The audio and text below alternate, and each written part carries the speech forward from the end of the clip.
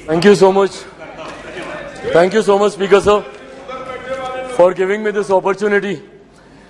Sir, इस सदन में आए अविश्वास प्रस्ताव के विरोध में अपनी बातों को रखने के लिए मैं अपनी पार्टी लोक जनशक्ति पार्टी रामविलास की तरफ से सर मैं खड़ा हुआ हूं। सर, इस सदन ने कई अविश्वास प्रस्ताव इससे पहले देखे, पर मुझे लगता है ये अपने में एक ऐसा अनोखा अविश्वास प्रस्ताव है जिसमें अविश्वास सरकार के प्रति कम बल्कि विश्वास बढ़ाना अपने इस नए गठबंधन के प्रति ज्यादा प्राथमिकता दी जा रही है। इन लोगों को इस बात को दर्शाना है कि किस तरीके से ये गठबंधन इनके साथ है, जिस गठबंधन को बनाने का ये लोग एक लंबे समय से ये लोग प्रयास कर रहे हैं। सर, ये अविश्वास प्रस्ताव पे चर्चा हो रही है। सर, यकीनन सरकार की उपलब्धियों को बताना भी जरूरी है, पर उससे पहले जिस उद्देश्य के साथ इस प्रस्ताव को यहां पर लाया गया है मणिपुर को लेकर, उस पे सर मैं जरूर अपनी बातों को यहां पर रखना चाहूंगा। सर, पिछले 3 दिन से बहस चल रही है और इन 3 दिनों में सर सिर्फ दोषारोपण ही किया गया है। सिर्फ यहां पर बातों को दोष लगा लगा कर बताया गया है, किसी ने भी यहां पर समाधान देने का प्रयास नहीं किया। सर, आरोप प्रत्यारोप की राजनीति में मणिपुर के लोग वहां बैठे सुनने का प्रयास कर रहे हैं कि हमारी बेहतरी के लिए आपने क्या किया। सर, कल गृह मंत्री जी ने इतनी खूबसूरती से तमाम पक्षों को रखा और इतनी विनम्रता से उन्होंने सारी बातों को रखा, पर उसके बावजूद सिर्फ दोषारोपण करना। सर, 90 के दशक में भी मणिपुर में इसी तरीके की परिस्थितियां थी। उस वक्त किसकी सरकार थी सर?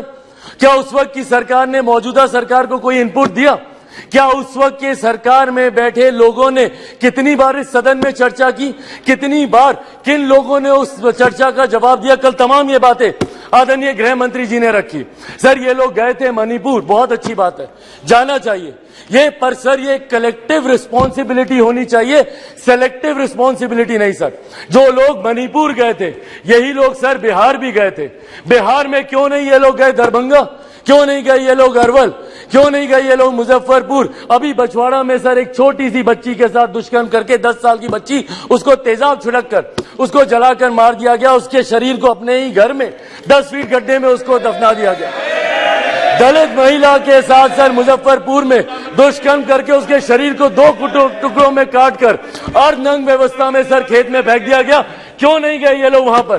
अपने गठबंधन को तो मजबूत करने गए, पर क्यों नहीं ऐसे परिवारों से जाकर मिले? तो सर, ये सेलेक्टिव रिस्पॉन्सिबिलिटी जब निभाते हैं, सर हकीकत है देश के किसी भी कोने में किसी भी मां बेटी के साथ ऐसी घटना हो रही है तो वो अक्षम्य है, वो निंदनीय है और उसको कोई बर्दाश्त नहीं कर सकता, और उसमें पूरे सदन को सर एकजुट होना होगा। कल गृह मंत्री जी ने जिस तरीके से अपील की, सर पूरे सदन को इसमें एकजुट होना होगा।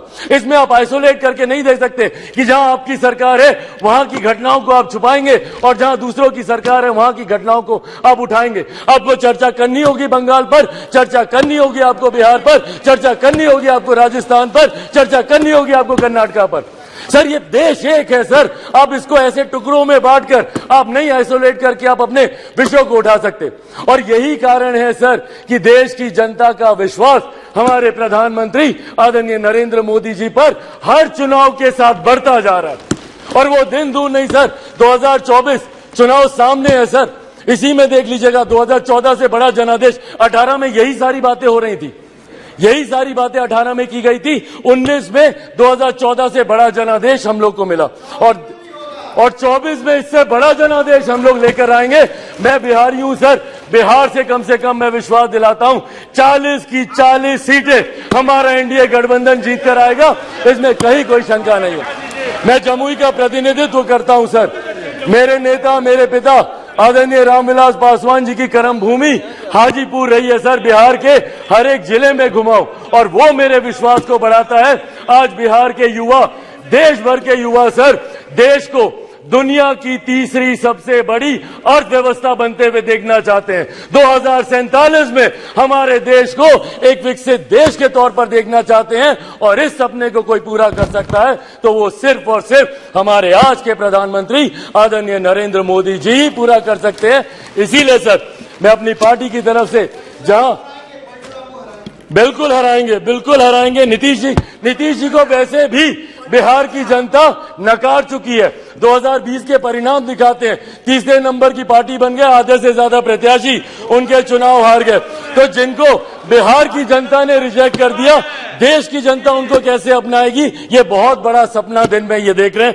इसी के साथ सर, मैं इस सदन में आए इस अविश्वास प्रस्ताव के विरोध में अपनी बातों को रखते हुए लोक जनशक्ति पार्टी रामविलास पूर्ण समर्थन हमारी एनडीए की सरकार, हमारे मौजूदा प्रधानमंत्री आदरणीय नरेंद्र मोदी जी को देती है। बहुत बहुत धन्यवाद सर।